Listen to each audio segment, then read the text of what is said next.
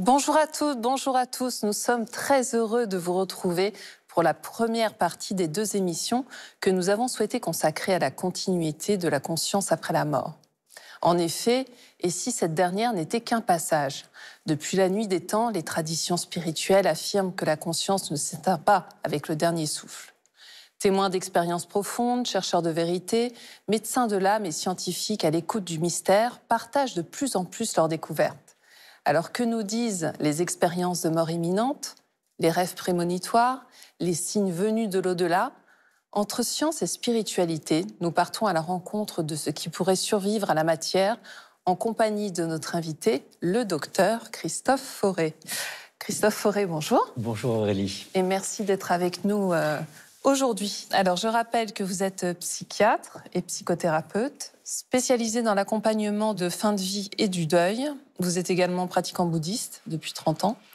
Et vous avez publié dernièrement ce livre, Cette vie et au-delà, enquête sur la continuité de la conscience après la mort.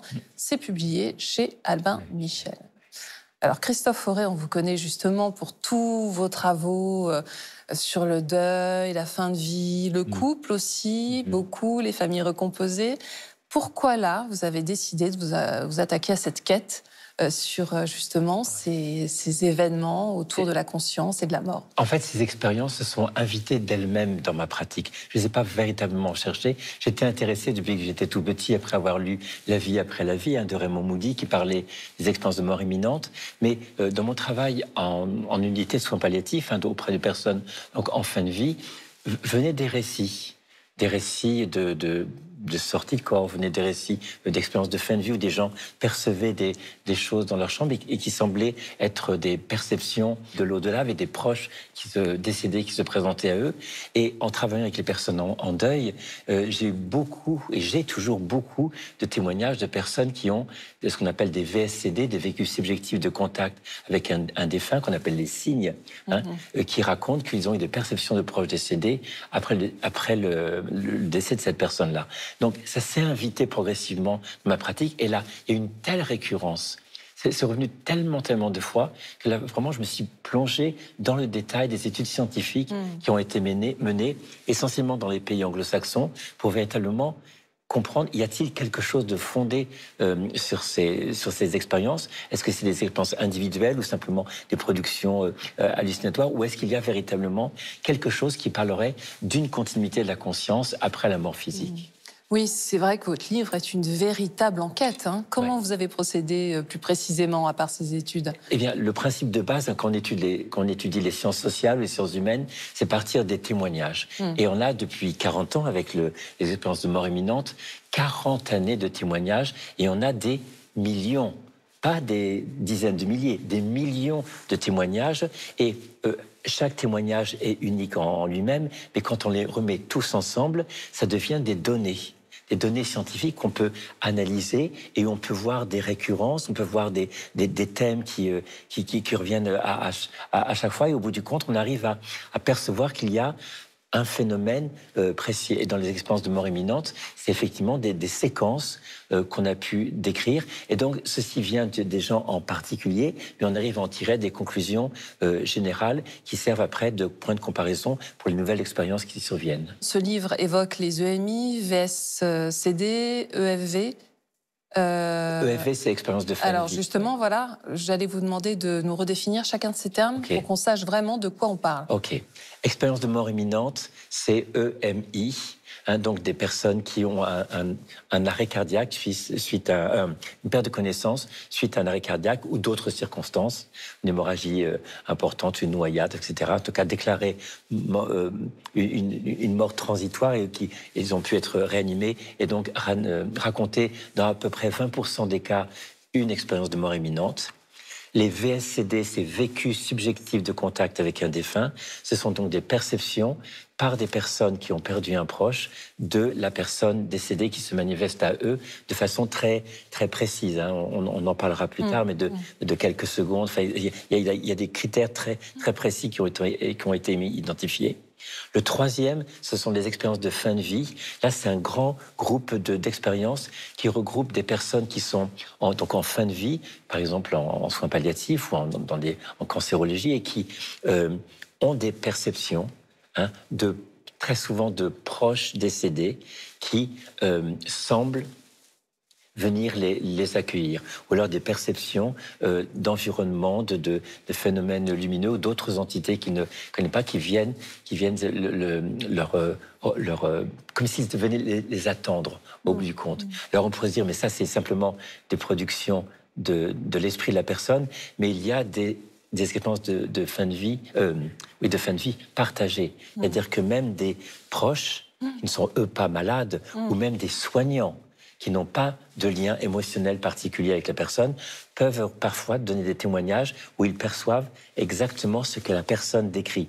Un proche décédé qui se manifeste au bout du lit, et le soignant le perçoit également. Mais justement, d'ailleurs, c'est ce que vous dites, hein, je cite, « Nous ne sommes plus dans le domaine de la croyance sur la nature de la conscience, mais bien dans celui de la connaissance scientifique, et c'est ce qui change tout. » Exactement, ça change tout. Ça change tout parce que cette expérience, au bout du compte, qu'est-ce que ça dit? Ça remet en question ce postulat scientifique actuel qui n'est pas démontré, que la conscience est uniquement produite par l'activité du cerveau. Or, ces expériences qui traduisent vraiment une conscience qui est capable de se souvenir, d'interagir, d'éprouver des choses alors qu'elle est hors du corps physique, pour les expériences de mort imminente par exemple, montrent qu'il y a une activité de conscience qui est hors du corps. Pareil pour les expériences de fin de vie, s'il y a des proches décédés qui se manifestent alors que leur corps est enterré ou il y a eu une crémation, il y a quelque chose de leur conscience qui se manifeste. De même pour les VSCD, les vécus subjectifs de contact avec un défunt, la personne est décédée et elle se manifeste à son proche en deuil. Donc ça, c'est pour les similitudes. J'aimerais qu'on revienne quand même sur chacune des expériences, notamment donc les EMI. Comment, concrètement, ça se passe, Christophe Fauré? Parce que c'est vrai qu'on en parle, mais de manière tellement différente. Est-ce que c'est vrai, cette lumière au bout d'un couloir? Justement, le fait de regrouper toutes ces informations permet de donner un petit peu une séquence d'événements. Toutes les EMI n'ont pas toutes les séquences d'événements. Parfois, il y a simplement les premières séquences. Mais si on prend toutes les séquences, qu'est-ce qu'on a?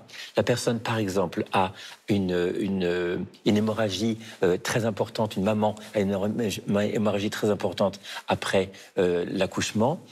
Elle peut décrire une sortie de corps, c'est-à-dire qu'elle se perçoit au-dessus de son corps avec tous les médecins qui s'affolent et essayent de la ranimer, alors qu'elle est extrêmement calme, extrêmement claire, extrêmement dans un environnement de grande paix, de grande quiétude. Il y a parfois, mais pas toujours, perception d'un environnement qui change avec la perception d'un tunnel dans lequel la personne s'engage très rapidement et au bout duquel se trouve une grande lumière. Ça peut s'accompagner aussi de la perception de proches. Dans 30% des témoignages, il y a des proches décédés qui semblent se présenter à la personne et l'accueillir quelque part. L'accueillir, oui. Et cette grande lumière qui est décrite comme quelque chose de débordant d'un amour inconditionnel semble accueillir la personne et lui montrer, on a ça à peu près dans 20% des témoignages, montre-moi ce que tu as fait de ta vie. Et il y a ce qu'on appelle le panorama de vie. Les gens décrivent que d'un seul coup, ils ont toute leur vie qui se déploie devant eux, comme en trois dimensions, et ils ont un regard sur ce qu'ils ont fait de leur vie. Et ce qui est différent par rapport aux traditions habituelles, où il y a un Dieu qui condamne ou qui juge les actes, là, c'est la personne elle-même qui évalue ce qu'elle a fait, ce qu'elle a accompli elle-même de sa propre vie. Quand on avance dans la séquence, on arrive à un moment donné où il est signifié à la personne, soit par cet être de lumière, soit par d'autres entités, que stop, non, tu t'arrêtes là. Il faut que tu retournes en arrière. Beaucoup ne sont pas d'accord, Je dis non, c'est super bien ici, Alors je justement, veux comment ça rester. se passe? Comment se passe d'abord le retour dans le corps et qu'est-ce qui fait qu'on revient, qu'on décide Alors, de revenir dans notre corps? très souvent, la plupart du temps, le retour est rarement imposé. Le retour est décidé par la personne en se disant j'ai des choses encore à accomplir.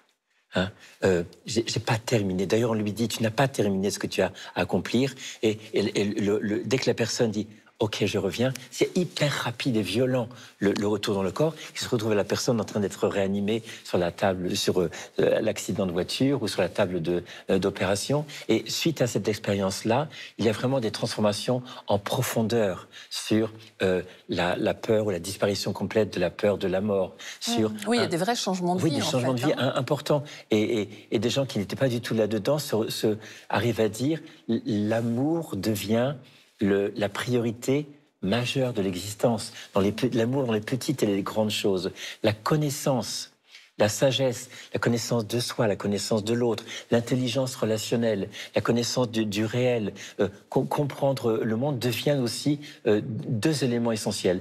Donc, de ces expériences-là, la transformation en profondeur, c'est deux boussoles. Une boussole de comment je mets en œuvre l'amour dans ma vie, dans les petites et les grandes choses, et comment je développe la dimension de connaissance et de sagesse dans mon existence. Et ça peut servir, même si on n'a pas fait soi-même une EMI, comme boussole pour se dire, tiens, de l'autre côté, entre guillemets, c'est ça, ce sont ces critères-là qui permettent d'évaluer une vie accomplie ou pas. Et ça, c'est essentiel. Est-ce qu'on rejoint pas là, à un moment donné, le livre des morts tibétains? Mais complètement. Complètement. Quand on regarde les différentes séquences, bon, le livre des morts tibétains, il y a un gros habillage culturel, mais quand on regarde les séquences, on les retrouve, mais parfaitement. Ce qui laisse à penser que ce sont ces grands lamas qui ont écrit ces textes ont eu la capacité ou soit ont fait eux-mêmes des expériences de mort imminente, soit la capacité par des méditations très profondes de vivre ces premières étapes. Hein. Parce que c'est vraiment le parallèle, il est complètement immédiat. Et c'est ça qui est troublant, c'est que des personnes qui ont aucune connaissance de ces textes, une noyade en Floride, par exemple, une jeune femme noyade en Floride, qui revient avec des notions et des enseignements qui sont complètement similaires à ce qui a été écrit au 8e siècle par un Tibétain à l'autre bout du monde. Donc là, il y a quelque chose qui est extrêmement troublant, où, à partir de l'exploration scientifique, on arrive à rejoindre des explorations spirituelles. L'un ne va pas confondre avec l'autre, mais il y a quelque chose qui peut permettre de se rapprocher et l'un et l'autre se nourrir d'une réflexion en profondeur pour explorer davantage ces phénomènes. C'est ce qu'on va explorer plus en détail la semaine prochaine. Exactement. Merci Christophe. Merci Aurélie. Et si vous souhaitez approfondir ce sujet passionnant, voici quelques ouvrages de notre invité Cette vie et au-delà, enquête sur la continuité de la conscience après la mort aux éditions Albin Michel. Vous retrouverez dans ce livre le fruit de ses investigations, une enquête aussi troublante que passionnante, comme nous avons pu le voir, apportant des réponses à de nombreuses questions sur la mort et la continuité de la conscience, mais aussi sur beaucoup de sujets que nous n'avons pas eu le temps d'aborder. Quand la mort éclaire la vie, toujours de notre invité Christophe Fauré et la participation de Christophe André, Steven Loriz et Mathieu Ricard, publié aux éditions L'Iconoclaste. Dans ce livre lumineux, les plus grands penseurs et scientifiques d'aujourd'hui se penchent sur ce thème universel qu'est la fin de vie. Psychiatres, philosophes, neuroscientifiques, psychologues, moines bouddhistes, leurs éclairages se croisent et se répondent. Un livre de sagesse traversé par le souffle de l'esprit qui n'a ni commencement, ni fin, et pour qui la mort est un instant de vérité, de retour à la lumière fondamentale. Et enfin, le livre des morts tibétains, préfacé par Mathieu Ricard, de Padmasambhava chez Pocket Éditions. Ce livre est ici pour la première fois livré au public sous sa forme complète, directement traduit du tibétain et expliqué dans son contexte originel. Composé par le grand maître Padmasambhava au 8e siècle, il traite des mystères les plus profonds de l'existence, le rêve, la méditation, le moment de la mort. C'est la fin de notre émission. Nous nous retrouvons la semaine prochaine pour la seconde partie. Vous pouvez nous retrouver sur la plateforme France.tv. Je vous souhaite un très, très beau dimanche.